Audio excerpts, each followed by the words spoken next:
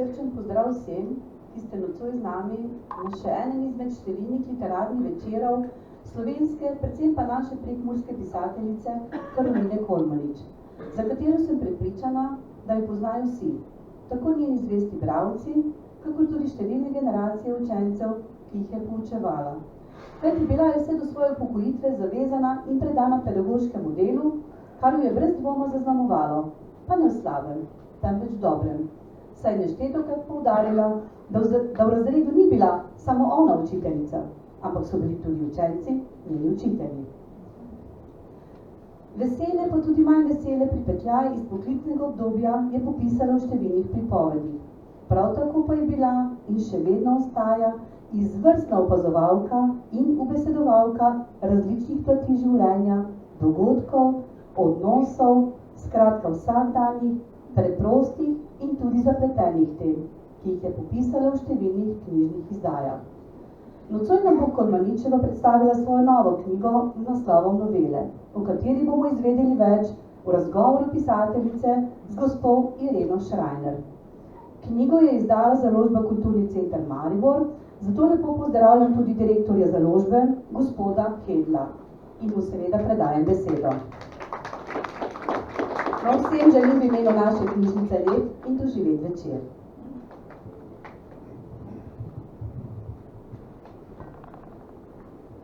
Direktorica za besedo. Pa še boste, če še niste. Ja, namreč pri Kulturnem centru, pri založbi Kulturni center Maribor smo seveda izredno srečni in pravzaprav počaščeni, da smo lahko izdali tole knjigo gospe Karoline Kolmanič. Namreč to je nova zbirka pri naši knjižni založbi, na leto izideta 2 takšni knjigi, življenjski knjigi ljudi, pisateljev, ki so nekaj naredili oziroma poskrbeli, da slovenska beseda še naprej se razvija in obstaja. Med drugim bo čez 2 tedna šla letos druga Od leva detele. Seveda, pri naši založbi izide 50 knjig na leto in smo mogoče pri takšnih knjigah, kot je tale, bili malce dolgoročni, kot gospod Vladimir, ki je dosti pomagal pri knjigi, tudi ve. Pripravljali smo 1 leto. Druge knjige naredimo tudi v 14 dnevih lahko. Takšna knjiga pa le izide, recimo, avtorju enkrat v življenju z obširno fotobiografijo, bibliografijo, s izbranimi teksti, izbranimi predgovori. Tako da, se odrečujem, kar nehal, pravzaprav s temi knjigami, s to fotobiografijo želimo mladim približati, kajti naša založba je tudi zelo močna na sodobnih medijih in na internetu. Želimo mladim približati pomembne avtorje slovenske besede. Sedaj pa bi kar prepustil besedo gospema in pa vam želim najbolj prijeten večer. Hvala.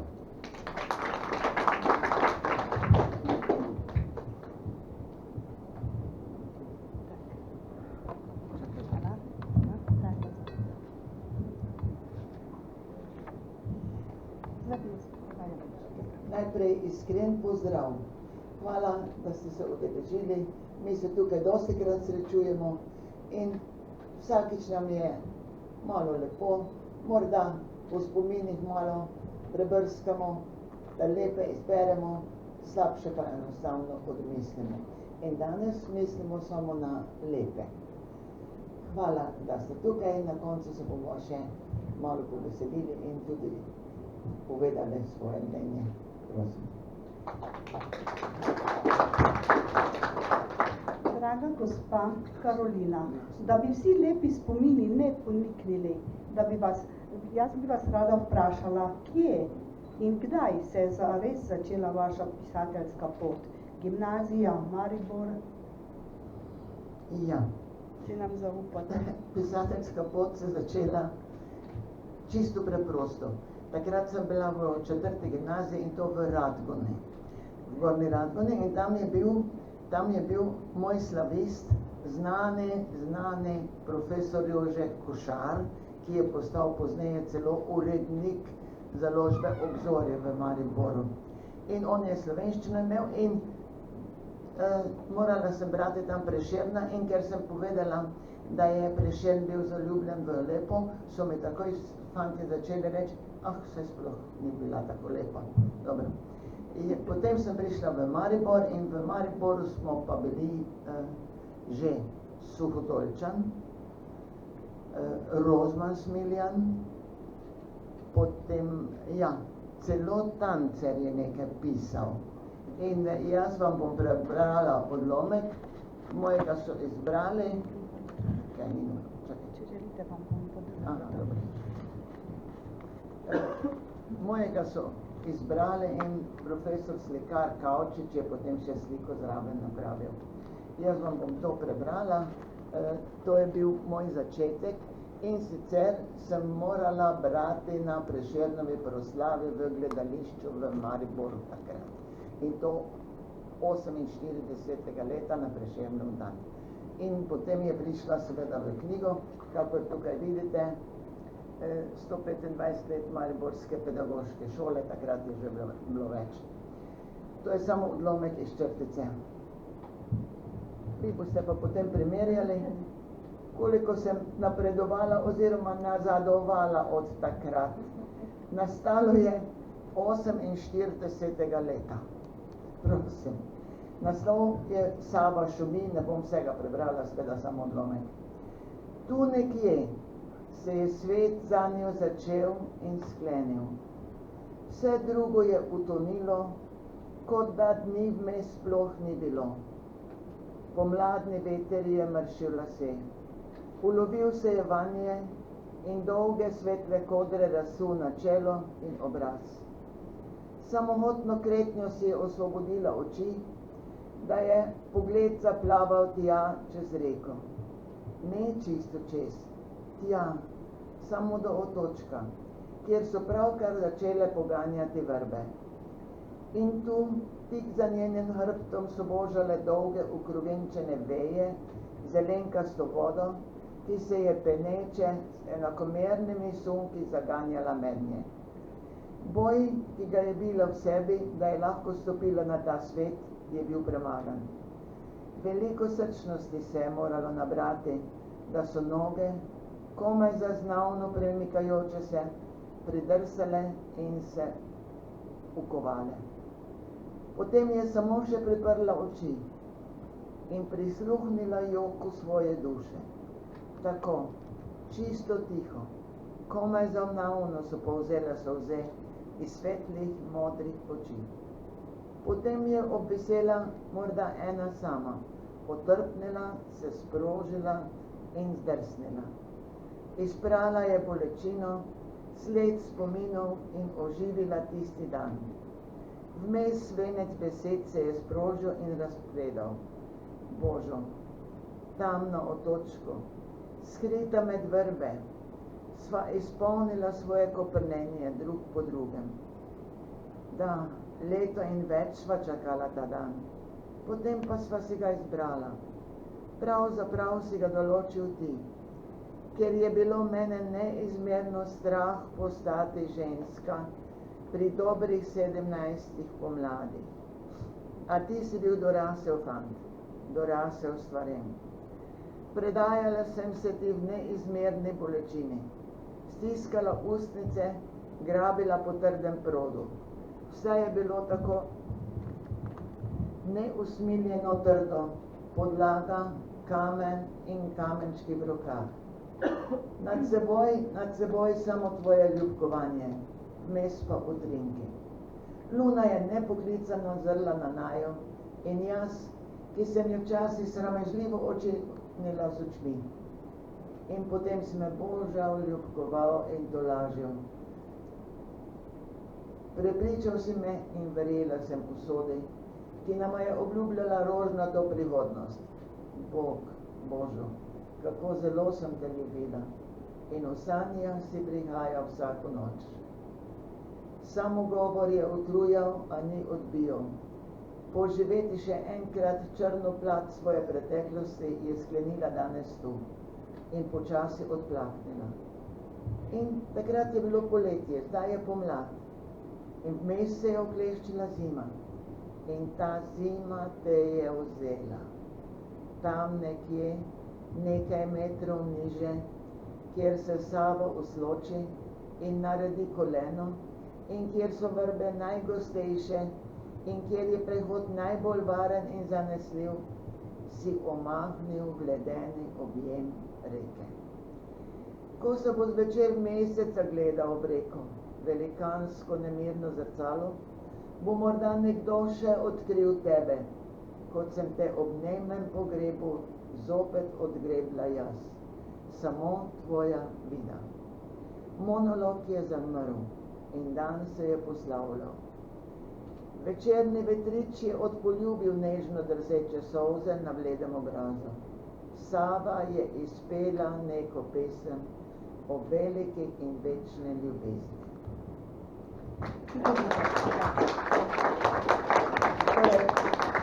To sem napisala svoji prijateljici, ki je bila moja sošolka in mi je to res pripovedovala, in je bil potem v šoli razpis, kako vidite, sem tu sodelovala v tujih vsemogočih literarnih večerih in sem pač to za njo napisala. Vse je veliko daljše, ne, za vas, da vas ne bi tukaj utrujala, sem pač malo to skrajšala. Vi boste pa potem povedali, koliko se razlikuje iz tistih časov do danes. Glejte,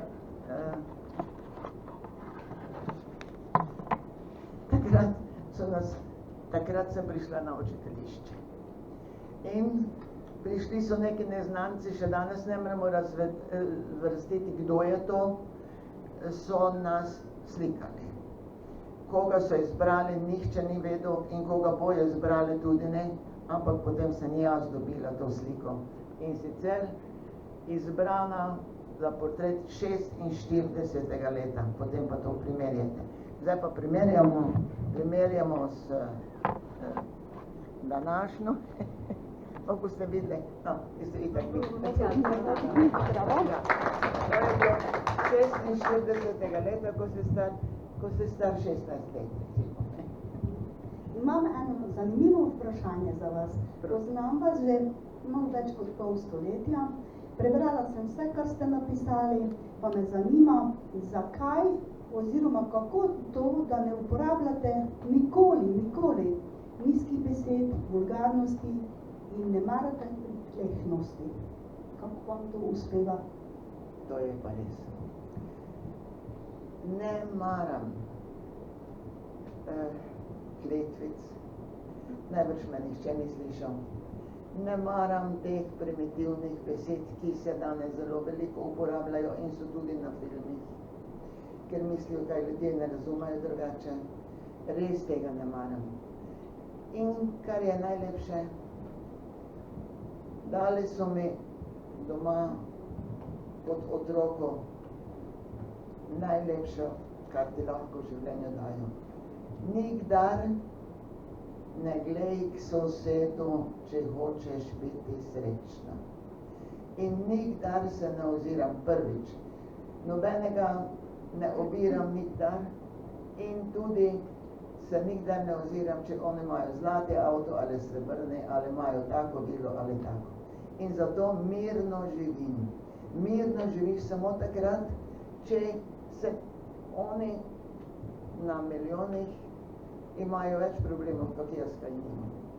In zato lahko mirno živiš in se to je dediščina, ki ti jo dajo. Ni dediščina tisti milijoni, ki se svetijo, pa ni dediščina tisto, ampak dediščina je to, kar si srčno dobil. In s tem lahko miru živiš in nimaš nobenih zamer, nobenih črnih stvari in tudi nič črnega o drugih ne misliš. In to je tisti mir, ki si ga dobil, malo da ne žibelki. Tudi pri nas doma se ni preklinjalo, se ni kregalo in smo v miru in lepo živeli in tudi jaz sem si izbrala tak poklic, kjer se ni bilo treba kregati, ker smo bili vsi pridni. Tukaj vidim svoje učence. Gospa Karolina, kaj bi povedali v razpisu za kurirče?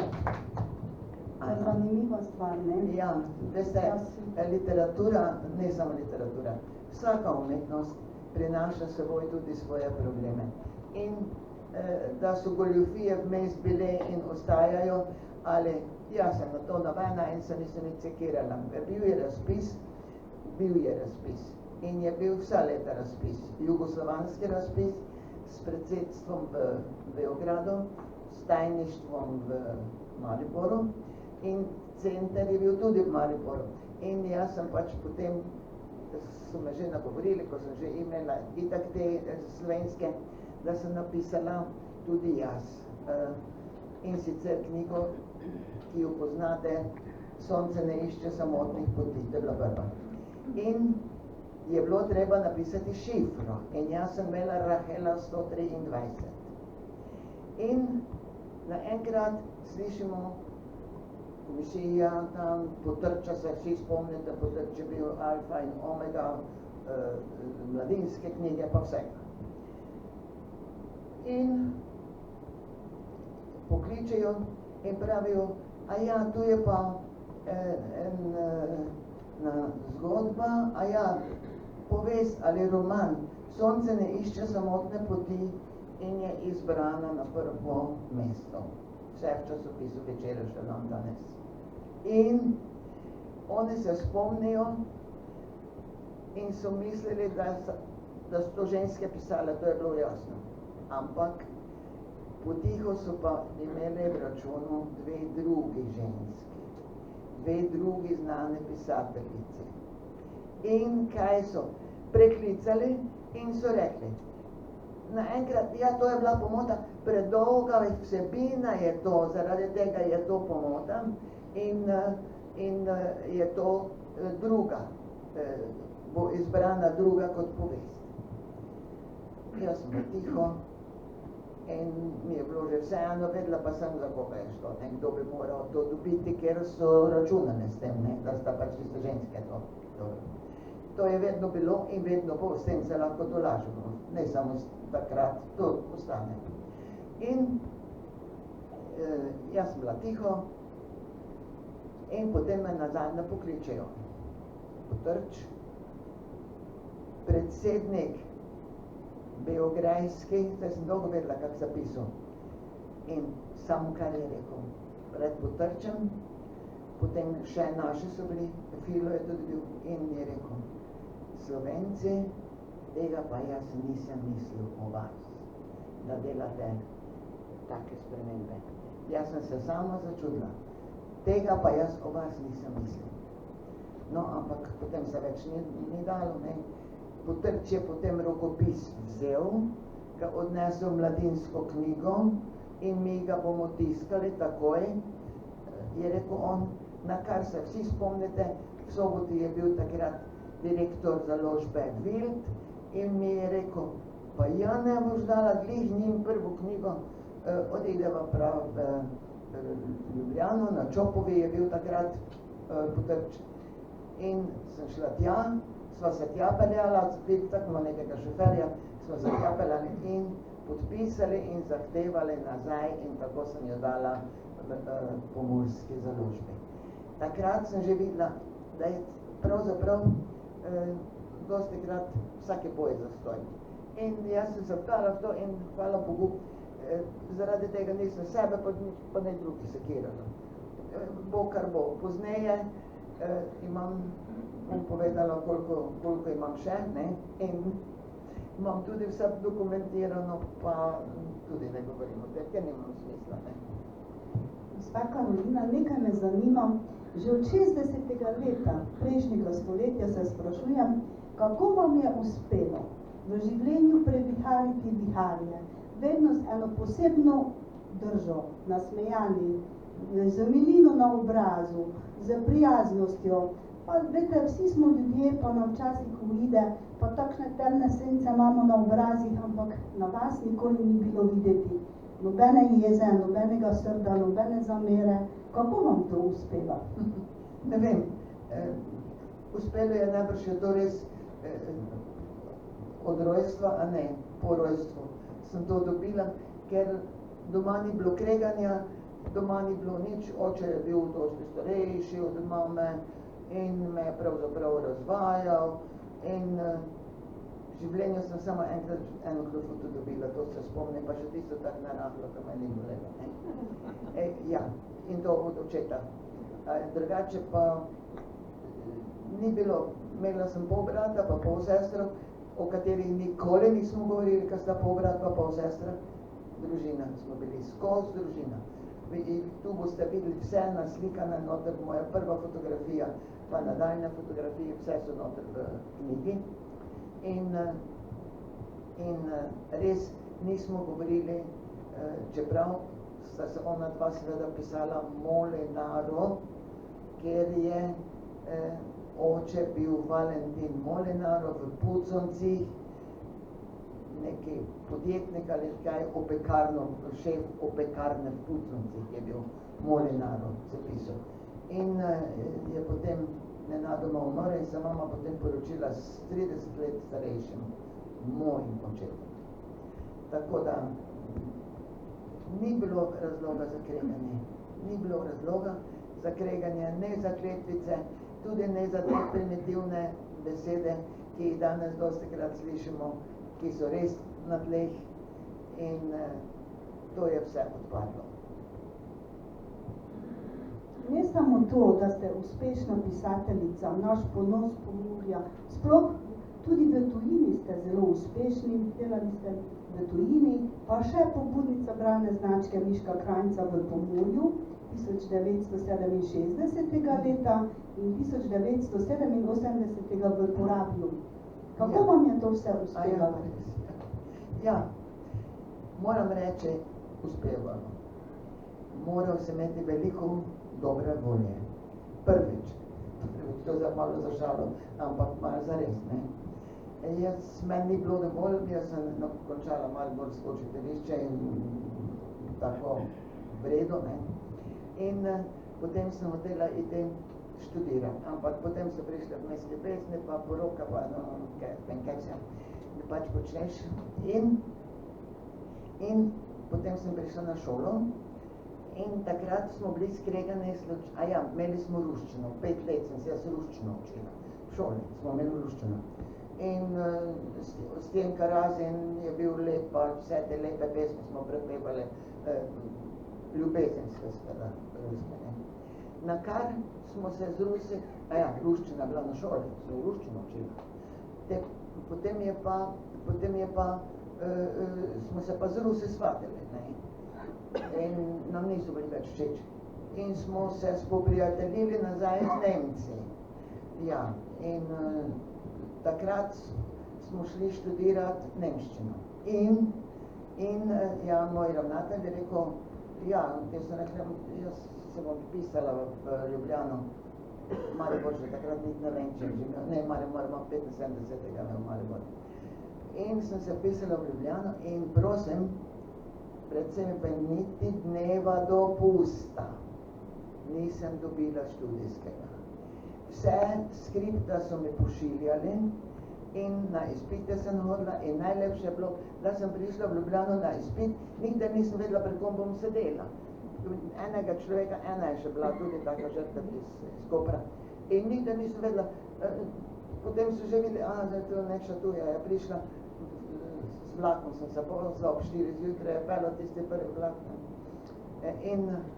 In doma sem imela familijo v službi, prosim, niti dneva dopusta in sem lepo hodila tja v Ljubljano na izpite. No, in moram reči, hitro mi je tisto šlo, da so me takoj kmalu po tistem poslali, boste sami videli tukaj fotografijo, takrat smo bili z Rusi prijatelji, ne. Ja, takrat smo že z Nemci bili in z Rusi smo si bili pa še tudi dobri, DDR je bil takrat. In mene so poslali kot nagrado na visoko pedagoško šolo, boste videli tukaj, slika je notri, v Dresden. In tam sem potem še nemščino izpopolnili in tak naprej. V Dresdnu sem bila.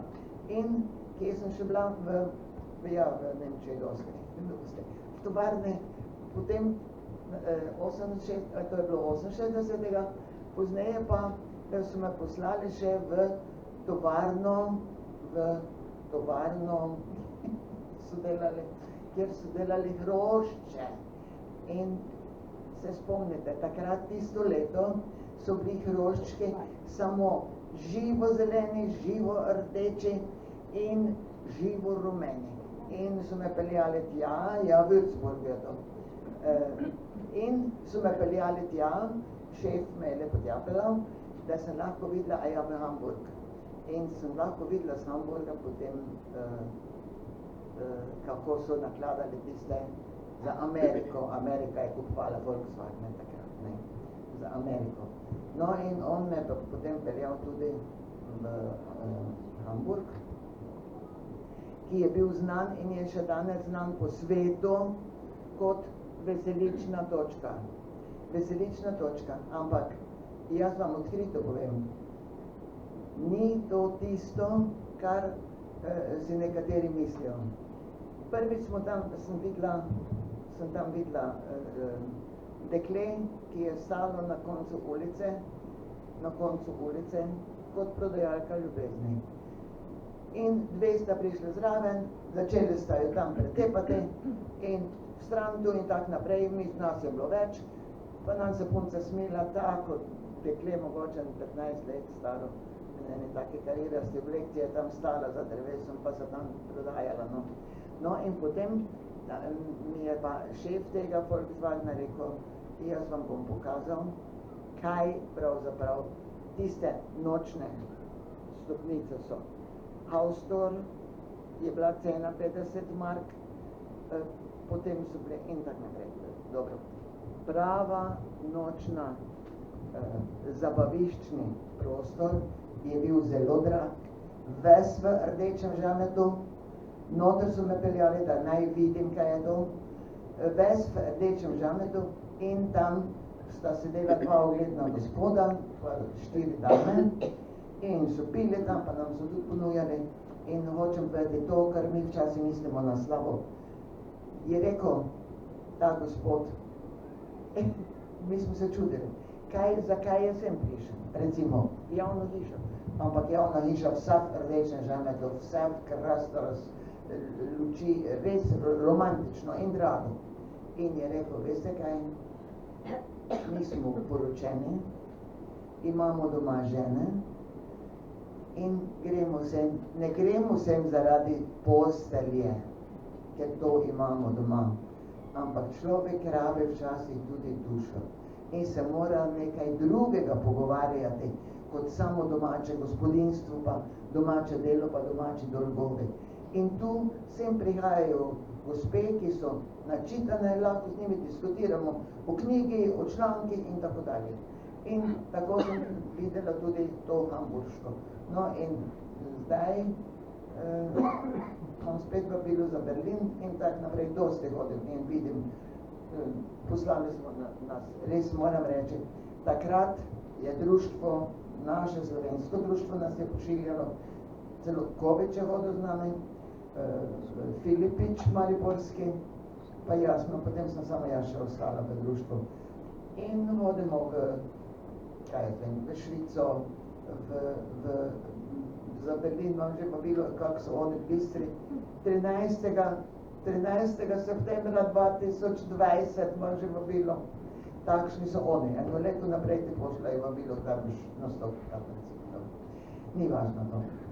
Dosti hodim, oziroma dosti bi lahko hodila, ampak zdaj res več nisem sposobna.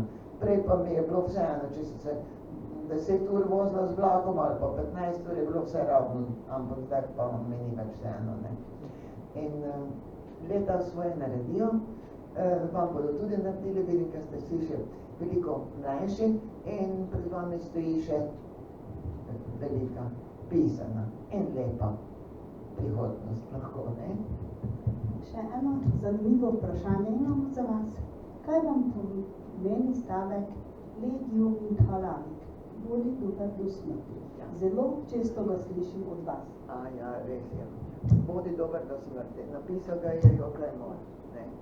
In res, tega se moramo držati. Bodi dober do smrti. Potem boš miru živel. Čim pa nisi dober, pa nekomu nagajaš, pa imaš najbrž moralnega mačka, da si mu naredil krivico ali kaj, zvem kaj. Ni treba. Življenje je prekratko, da bi se kregali, da bi se prepirali in še karkoli drugega počeli. Ja, tukaj bi se morala, gospod Založnik se je že tak predstavil, jaz bi se morala, tu boste v uvodu videli, moja dela pravzaprav spremljam gospa, profesor, doktor Cvetka Hedžet Tot. In tudi sem je napisala. Ona res skrbno to prebere in tudi sem je napisala. In tisti stavek nikoli ne pozabi in ona, najbrž ona tudi ne. Veste, takoj po vojni, 3 stavki vam povem, takoj po vojni smo bili učiteljišniki in so nam rekli, da treba prevzeti te vojne sirote. Ne glede na to, kakšne so bili, ampak glavne so bili partizanske. In smo se pripeljali tja do Hude Luknje in tam na šole je potem bila potem kolonija 80 teh otrok, veste kaj. In Hudečkova, Hudeček se pisala, ki je vodila to v Ljubljani, doktor Hudečkova, ja. Ona je vodila v Ljubljani te domove in naj jo je vprašala, moj sošolec in jaz sva bila izbrana. Polno se je javilo, ker na učiteljišču si moral nekam iti, ali bo šel v brigado, ali bo šel v kolonijo, ali bo šel, in te sva pač, midva bila izbrana in naj jo je vprašala. Bosta znala biti tem otrokom mami očka? Bova, sva rekla. In potem naj je pelala tam na šolo in na tiste šole pri Hudi Luknji smo potem vsi studenti tudi postali. In vam povem res, brez rokic, brez nogic človek in tam moraš biti človek. Ker ti je po noči, moram iti in je takrat, če to ni bilo, kak danes, kad ti napravijo lepe umetne noge pa vse, nič, imeli so lesene in berglo in je rekel, nemo si na Savo, če bo šla z mano, teta, če bo šla, jaz sem bila teta, smo bila in smo bili stari 19 letni. Takrat si moral to biti in Cvetka vidim, da kar naprej to pomenja, da to si je zapomnila, je boš mami očka. Tako, in to smo ostale. Ja, tu smo zdaj ostale, gospa Karolina, tako. Razgovarjam počasno do konca. Ja, zdaj imamo nekaj veselih, nekaj žalostnih. Če hočete slišati, zdaj ne vem, kje je zdaj tisti gospod, ki to ureja, če hočete slišati, so rekli prekmurska himna.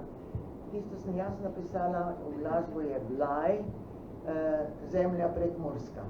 A tak ne daš, kako običajno mislim.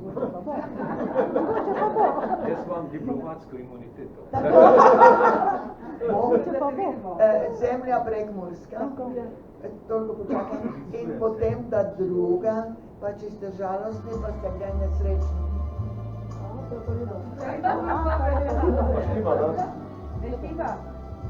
druga. Ta je pa ljubezenska. Ona je ljubezen. Ja, če ste žalostni. Zemlja prekmurska pa na koncu. Zdaj pa poslušajte. To gre vse za ljubezen. To pojeta dva lepa človeka.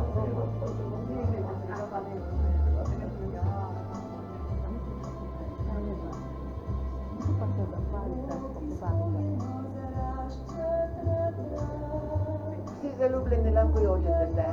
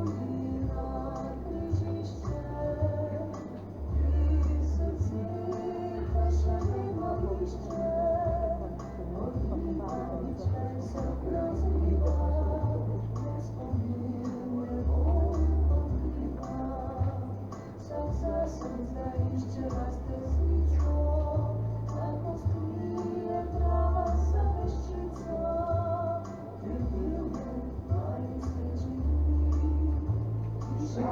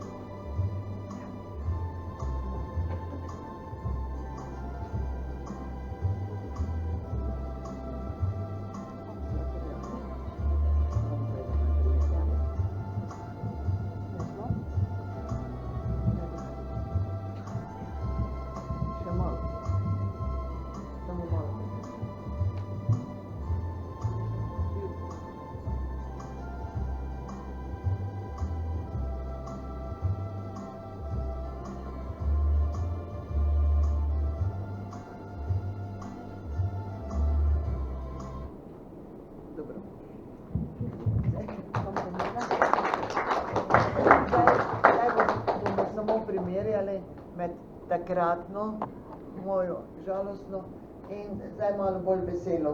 In sicer tukaj imam tudi take vesele prizorčke za starejše, pa za mlajše in tak. In to je en taki družinski prizorček, ki ga bom prebrala in vi boste primerjali, kaj pravzaprav to je veseli prizor, ki se bo ujemal z našim koncem. Peter pride domov z veliko staro torbo. Naj te objame, mami, oče tebe tudi, pol večnosti pa že nisem videl. Mati pravi, moj Bog, saj tista tvoja Švica, kjer si dobro služil. In tudi Švica ni na koncu sveta, zakaj nisi prišel nič domov? To ti očitava, pravi oče, kar Mercedes ali Saab bi lahko pripeljal, ali celo aeroplan, lahko bi pripeljal v domovino, ne da si pricapljal peš. Mati, upala sva in čakala, da bodo sosedje ozeleneli od zavisti, ko boš izstopil iz sanjskega vozila. Ti pa capljaš z navrtnikom in peš. Danes, oče pravi, imajo ljudje že zmaje in helikopterje. No, z ladjo ne bi mogel priveslati, s kakšno zračno pošastjo pa. Zakaj pa nisi? Peter menca in je tiho, se obriše, gleda stran, potem pa lepo ve, bil sem zaprt. Kaj? Toliko časa sem imel trebušne težave. Moj Bog, si pozabil, da sem ti doma vedno ponudila kamilčni čaj, mleko, kuhane slive, ko si imel kakšne napetosti v trebuhu. Se poboža po trebuhu. Peter pa pravi, ne, bil sem v zaporu. Kaj? Oče ves prepadence prekriža. Jezus Marija, zakaj le? Jo, v zaporu si zato, da nisem mogel ven. Zato se zapira. Zaklene se vrata, okrog je ograja, skoraj do nebes visoka, od časa do časa lahko dobiš tudi kakšen biološki dopust, lahko si zmisliš, da boš kaj posebnega jedel, se ni slabo, ampak ven pa ne moreš, ne? Že kot mulco. Ti nikoli ni bila nobena ograja previsoka. Preplezal si sosedove, preskakoval si, obiskoval vse sosedove hruške, kako dobre so bile, pa vse hiši si nosil, tudi breskve so bile boljše od naših, vsi smo jih jedli. Oče, tisto, ko si lezel čez plot k Jurčkovi ženi, to si pa kar zamolčal, kaj? A ja, mati pravi, vsaj zato ga je Jurček dobro prebutal. 14 dni je hodil s plavim očesom okrog. Kazan je bila odslužena, oče. V oči me poglej, zakaj si pa zdaj sedel, ha? Peter, zaradi 2 jajc. Kaj? Zaradi 2 jajc. pa ne da bi jajca kradel. Pri nas mrgoli jajc pa kokoši. Ne, Peter pravi, pridem v restauracijo, naročim jajca na oko, ker je danes vse že zastrupljeno, hočem izvedeti vse o kokoši. No, takar je vluden in odgovarja, s čim ga mrcvariš? Peter, je vaša kura s kmetije ali s farme? S čim ste jo hranili? Živi na svežem zraku ali je ves čas v kletki? Ima rdeč greben ali sploh nima grebena? Kako je ime tej vaši kuri, ki je znesla ti 2 jajci? Vse mi je odgovoril in razložil in ovadil, da je bila Rajna kokoš Pepika po imenu. Rojstnega lista pa kura ni dobila. Zaradi tako pomembnih vprašanj menda nikjer ne zapirajo, to je zlagano. Ja, ob koncu sem poudaril, da mora da biti rumenjaka na beljaku cela in ne preveč slana. Potem pa natakaj, no, gospodič, jajca na oko, na levo ali na desno? Se je glasno zarežal. Samo na list zarežal. Samo en list. Ja.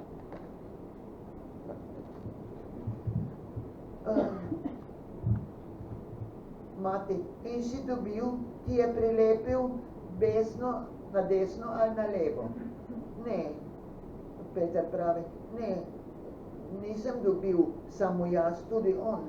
Zamahnil sem krepko, ga poksnil njemu na levo oko in še nos sem uspravil bolj na levo in bolj na okroglo. Potem sva se obdelovala s pestmi, da je bilo veselje. Le jaz sem zmagal, dokler niso poklicali onih odrešujočih v modrem. Oče, groza, moj sin pa tako korejžen. Ti si pa res korejžen, da si se upal. Posledice? Kakšne posledice? Jaz v lisice in v kego, on pa v špital. In dobi črno obvezo na oko kot gusar. Ko sem odslužil svoje grehe, sem ga obiskal in sem mu upravičil. Zdaj je zopet normalno lep. Ah, lep. Lepše po vseh teh operacijah. Polepšali so ga. Mati, strašno, kaj vse človeka doleti. No, saj si bil že kot otrok bojevit in pretepaški.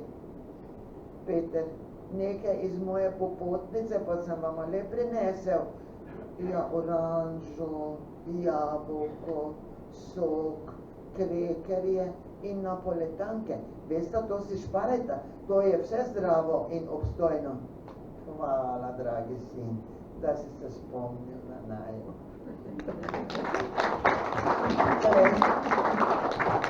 To sem zdaj hotela, da nam malo polepšam. Jaz mislim, da vas zdaj najprej vse lepo pozdravljam.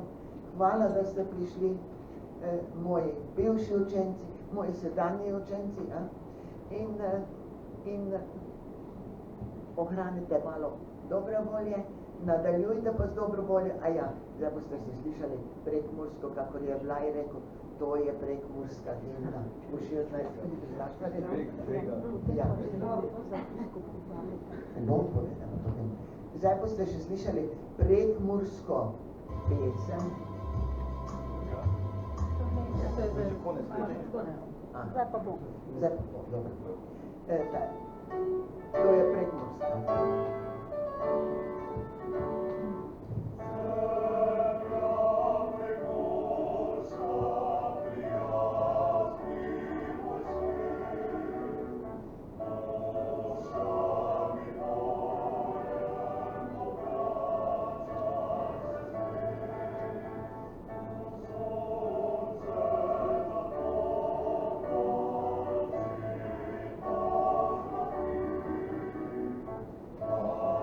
Oh,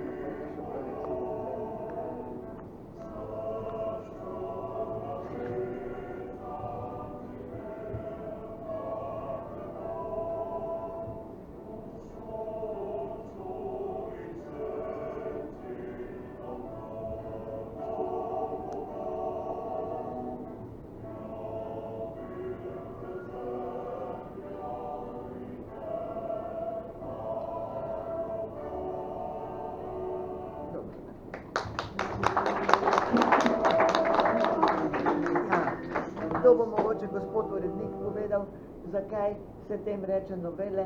Novele so kratke, pripovedne zgodbice, navadno je tu en junak, konca naprej ne vemo, lahko pozitivno o njem mislimo ali negativno, lahko pa tudi konec napišemo.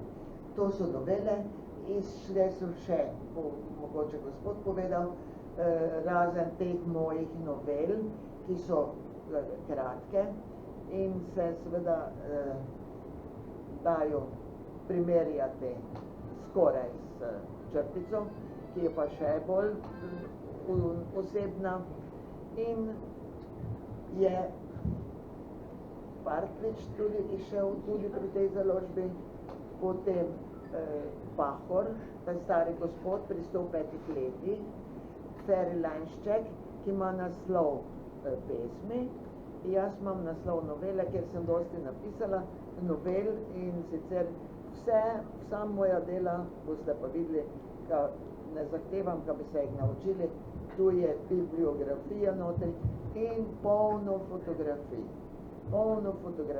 vse mogoče in tudi,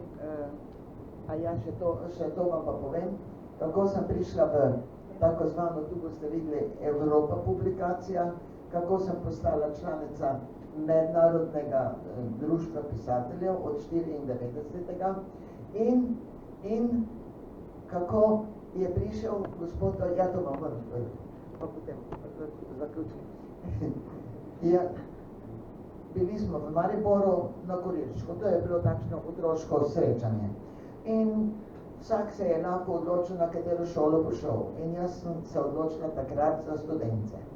In smo imeli, lepo smo se imeli, v Slaviji smo spali, že nekaj par dni že, pa smo hodili po šolah in tak naprej. Na kar pride en tovariš in poišče tisti temen hodnik v Slaviji, ko greš v bar, je en taki mračen hodnik. On se ostavi, me ogledal, povratnik si gor popravi, klobuk dol in me gleda. Pa pravi, a vi greste zdaj v Evropo 74. leta. Se imam tu v bistvu. Pa noter je tudi Evropa.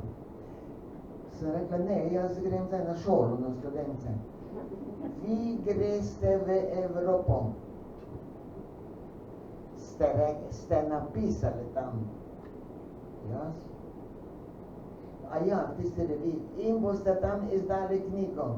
Ja.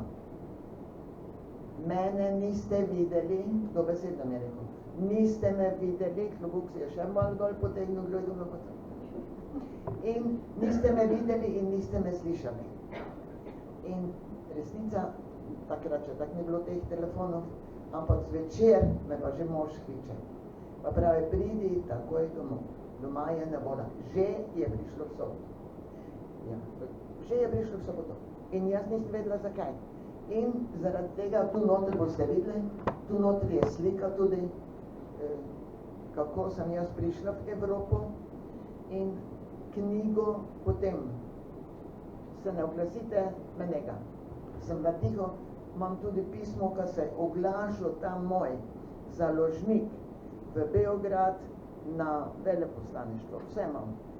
Iskali so me povsod in mene nikjer ni, ker se nisem smela več javiti temu. In ja, nič več. In potem sem šla, potem čez 2-3 leta se to umirilo in nas je on povabil v Rosenheim, kjer je imel založbo in tam sem že videla svojo knjigo Sonce ne išče, to je partizanska knjiga, prosim bila. To belo knjigo, 10 nas je bilo, tudi to imam pogodbo pa vse. In kljub temu ni smela iziti. Kljub temu tega ne bomo z Nemci izdajali in gotovo in dalje potem pač niti nisem spraševala. No, sem pa postala potem pač in sem kljub temu potem odlomek napisala o tej partizanski knjigi in tak naprej. Tako da je vmes tudi veliko grenkega bilo, veliko grenkega in naučila sem se molčati. In lahko povem, nikdar ne o sosedih, ne o nobenih, nikdar nič ne govorim. To sem se pa naučila. Bodi tiho, poglej in če kaj dobrega veš, ga pohvali. Tako bom jaz našega mojega soseda, kaj vedno pride, če mene kaj ne štima. Ampak zdaj pa vas iskreno vabim, zato sem vam to prebrala, kak je mati svojega sina povabila, ki je napoletanke prinesel, to je že dosti, če ti napoletanke prinese Švice. Ne? In mi vas pa zdaj vabimo iskreno, da greste vsi tja v tisti stranski kotiček. Najprej se moram zahvaliti vsem, ki ste prišli, potem se moram zahvaliti svoji družini, tukaj imam svojo vnukinjo, snaho in sina, ki so mi veliko pri tem pomagali, ker jaz itak veste, vozim samo biciklo, a ne tistega ne več, ne več. In veliko mi je pomagala, mislim, to sem vam rekla, se moram zahvaliti naši Gezotovi in tukaj tudi Ireni in vam vsem, ki ste danes tukaj. In zdaj ste pa vsi prisrčno vabljeni, mi ene se tako jutri zopet vidimo, ne? Zdaj ste pa vsi prisrčno vabljeni tja v tisti stranski kabinet in prosim lepo, ne odidite prej, dokler ne bodo mize prazne. Dobro? Hvala vam, da ste prišli.